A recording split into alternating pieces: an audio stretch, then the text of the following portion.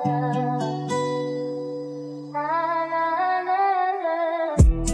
ko naman ang lahat, pero parang lakas hindi pa rin sapat.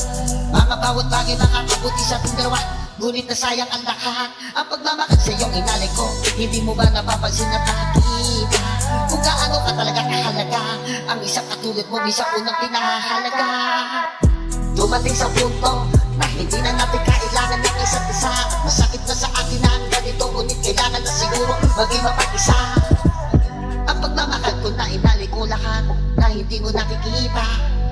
Kahit na paulit-ulit ko binuhos ang lahat, mapaligaya ka lang. Di ko naman talagain kung gusto ko makapangyayaring ganito. Dahil alam kong masakit man ang lahat, ngunit kailangan tanggapin ang lahat na totoo. Marahil naging partikan ng buhay ko, at naging minsan masaya ako sa iyo. Mga bawat pinagsama natin dalawa ay magsisilbing alaala na pa ako.